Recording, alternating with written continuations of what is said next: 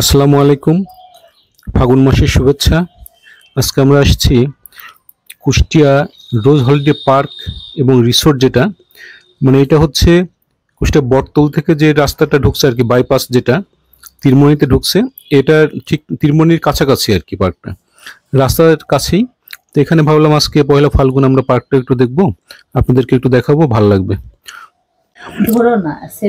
রোজ holiday পার্কটা খুবই ছোট, কিন্তু এর মধ্যে মোটামুটি সবগুলো রাইডই আছে। আমরা ভিতরে ঢুকে দেখলাম বেশ কিছু রাইড আছে, এর মধ্যে পুকুর আছে, বোট টোট আছে, এর মধ্যে বাচ্চাদের জন্য ট্রেন আছে, ভালোই লাগবে এর মধ্যে আসলে, এবং নিরিবিলি জায়গা, এবং দেখলাম যে ভিজিটর বেশ কম।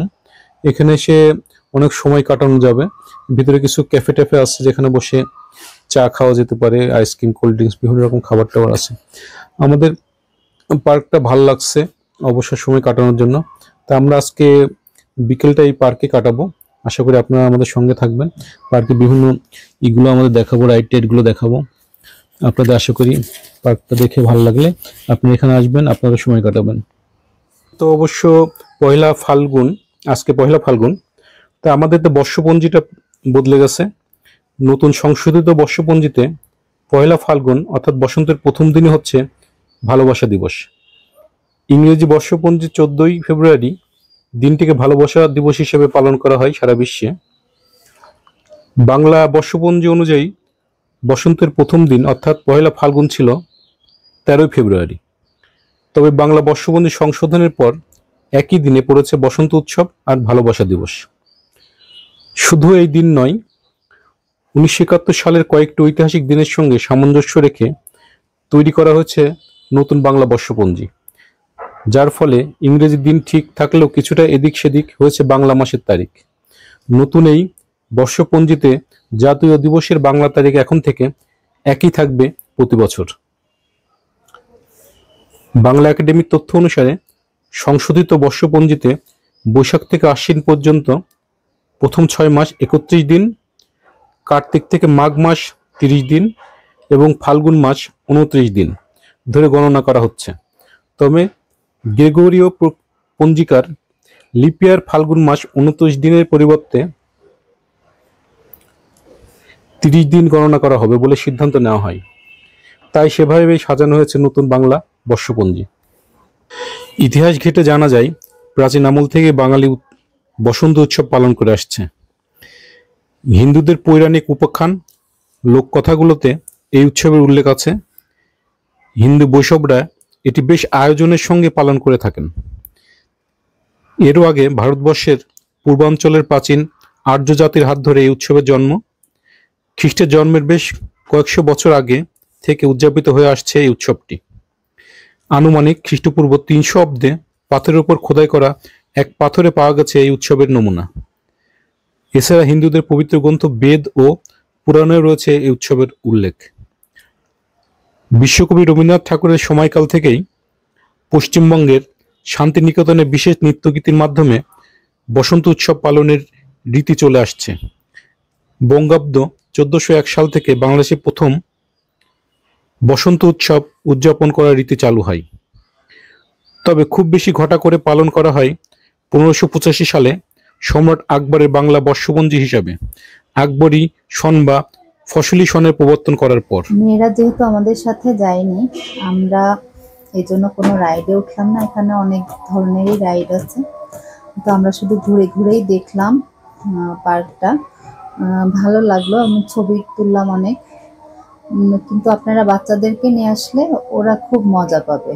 বিভিন্ন ধরনের রাইড আছে, এগুলোতে উঠালে ওরা অনেক মজা করে সময় পার করতে পারবে। আমাদের বাংলাদেশে আমি দেখেছি, আমাদের কুষ্টিয়াতে বিশেষ করে এই যে পহেলা বৈশাখ, তারপরে পহেলা ফাল্গুন, যেটা ভ্যালেন্টাইন ডে অথবা যেটাই বলা হয়, এই অনুষ্ঠানগুলো আমাদের এখানকার মেয়েরা, মানে কাপলরা, স্কুল গোয়িং, কলেজ গোয়িং মেয়েরা খুব সুন্দর করে পালন করে। এরা বিভিন্ন রকম শাড়ি পরে এবং সুন্দর করে সাজে, মাথায় ফুল দেয়, হাতে কাচে চুড়ি পরে এই দিনগুলো এরা পালন করে।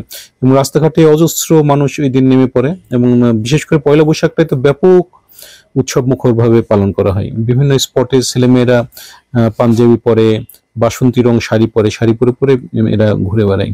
এখন আমরা এই ঝর্ণাটার সামনে আসছি। এখানে ঝর্ণাটা একটা নির্দিষ্ট সময়ে ছাড়ে, মানে দুপুরের সময়টা এরা অফ রাখে, একটু 4টা 5টা এরকম সময় আর কি। যখন ভিজিটররা প্রচুর আসে তখন ঝর্ণার মানে মেশিনটা অন করে এবং তখন ঝর্ণাটা শুরু হয়। তা আমরা এখানে বসে যখন ছবি টবি তুলছি, বুঝছো,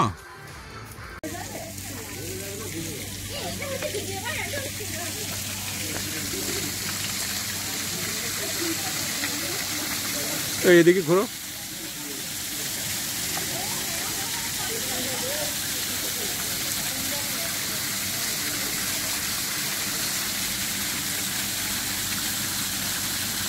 এই আমার দিকে তাকাও একটু।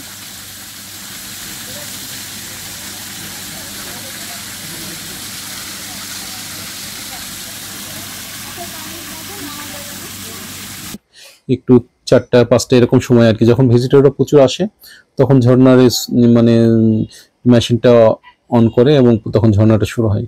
তা আমরা এখানে বসে যখন ছবি টবি তুলছি তার পরপরই ঝর্ণাটা ছেড়ে দিল। তা আমাদের মানে দুইটা ফিলিংসই নিলাম আর কি। ঝর্ণা পাহাড়ের মধ্যে বসে, ঝর্ণা ছাড়া পাহাড়ের উপর ঝর্ণা সহ আর কি।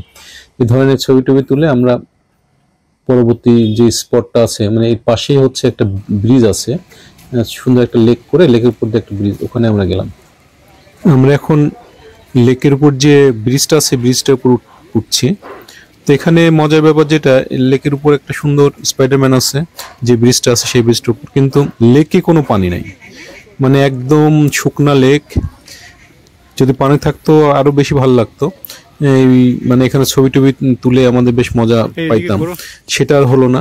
তো এখানে আর একটা মজার ঘটনা ঘটলো। আমাদের ছবি তোলার মানে অপরিপক্কতা দেখে একটা ছেলে এসে আমাদের উৎসাহী হয়ে আমাদের কিছু ছবি তুলে দিল, এবং সে বলল তার বাড়ি নেপাল, সে কুষ্টিয়া ইসলামিক ইউনিভার্সিটিতে লেখাপড়া করার জন্য আসছে এবং এখানে সে ঘুরতে আসছে। খুব ভালো লাগলো ছেলেটার সঙ্গে আলাপ করে, খুব মিশুকি ছেলে এবং নেপাল থেকে আসছে এটা জেনে আমাদের খুবই ভালো লাগলো। তার সঙ্গে আমরা কয়েকটা ছবি টবি তুললাম এবং গল্প করলাম, তাদের দেশ সম্পর্কে জানলাম, আমাদের ইউনিভার্সিটি সম্পর্কে, লেখাপড়া সম্পর্কে খুব সে পজিটিভ থিঙ্কিং, তার এই বিষয়গুলো ভালো লাগছে খুব। ছেলেটা রেজা, খুব ভালো ছেলে। আমরা ওর সঙ্গে ছবি রেখে দিলাম এবং ব্লগে ওকে আমরা সঙ্গে রাখলাম। রেজা কেমিক্যাল ইঞ্জিনিয়ারিং এ ইবিতে পড়ে, ভালো ছেলে এবং মুসলিম, এটা আরো ভালো লাগছে। সে নেপাল থেকে মুসলিম একটা ছেলে আমাদের দেশে আসছে লেখাপড়া করার জন্য, এবং মিশুকে ছেলে, মুসলমান হিসেবে আমাদের অনেক ভালো লাগছে। আমাদের সঙ্গে অনেকক্ষণ সময় কাটালো, আমাদের ছবি তুলে দিল, আমাদের সম্পর্কে জানলো, ওদের সম্পর্কে আমি একটু জানলাম, ওদের কালচার সম্পর্কে ভালো লাগছে। এই যে দিঘিগুলো, দিঘি পুকুর যাই বলি, এইগুলো যদি পানিতে ভরা থাকতো আরো ভালো লাগতো, কিন্তু কর্তৃপক্ষ বোধহয় শিগগিরই পানি দিবে আর কি। আমরা যে সময়টা গেছি এই সময়টা শীতের শেষের দিকে, এই সময়টা একটু এরকমই। এটা রেস্টুরেন্ট, এই রেস্টুরেন্টটা কিন্তু একসময় অনেক মানে ঠিকঠাক ছিল, এখানে খাবার টাবার তৈরি হতো। ইদানিং আজকে দেখলাম যে না, এরকম কিছু হচ্ছে না।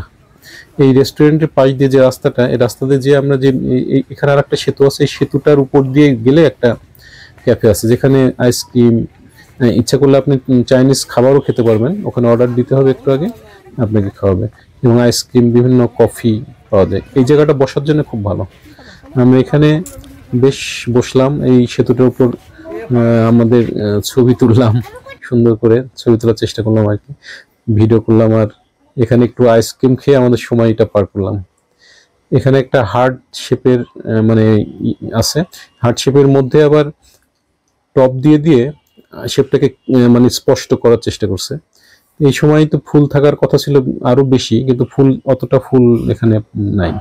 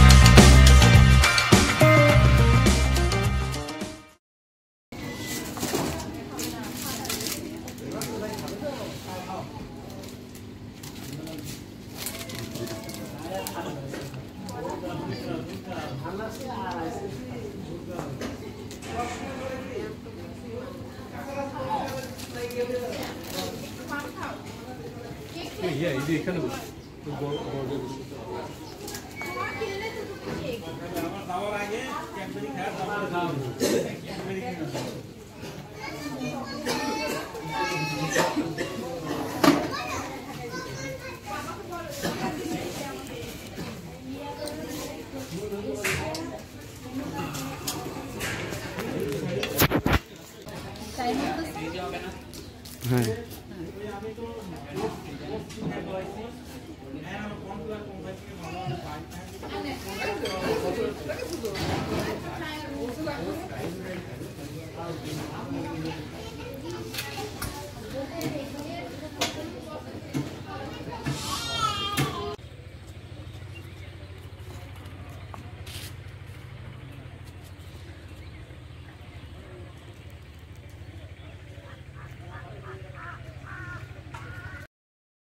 এই পুকুরটাতে বেশ কয়েকটা বোট রাখা আছে।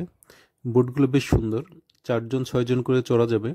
এই বোটে চড়তে হলে আপনাকে সাঁতারটা জেনে আসাই ভালো, কারণ এখানে আমি দেখলাম যে কোনো লাইফ জ্যাকেট নাই। তো যারা সাঁতার জানে তাদের জন্য একটু স্বাচ্ছন্দ্য হবে। তো কর্তৃপক্ষের কাছে সম্ভবত লাইফ জ্যাকেট আছে, এখানে হয়তো ওরা পরেনি, না পরে উঠছে।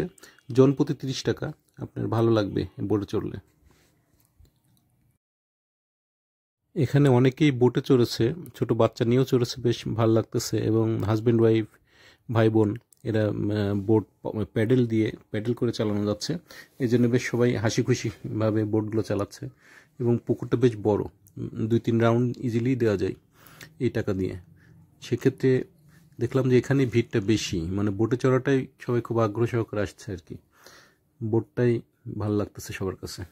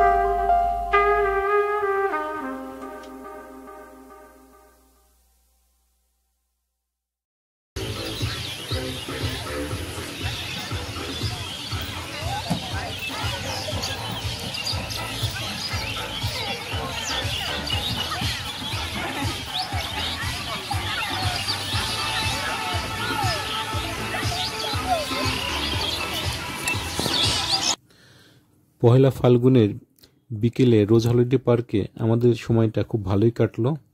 আমরা পুরো পার্কটা দেখে এখন মানে বাসার দিকে চলে যাব, তো বেরোয় যাচ্ছি। আপনারা যারা আমাদের ভিডিওটা দেখলেন তারা আমাদের একটু লাইক দিবেন এবং আমাদের চ্যানেলটাকে সাবস্ক্রাইব করে আমাদের সঙ্গে থাকবেন। আর এই ধরনের ভিডিও আমরা যেন নেক্সট আরও বানাই, আপনাদের কোনো পরামর্শ যদি থাকে সেই পরামর্শ আমাদের দিলে আমরা সেভাবে ভিডিওগুলো বানাতে পারবো। আপনারা সবাই ভালো থাকবেন। খোদা হাফেজ।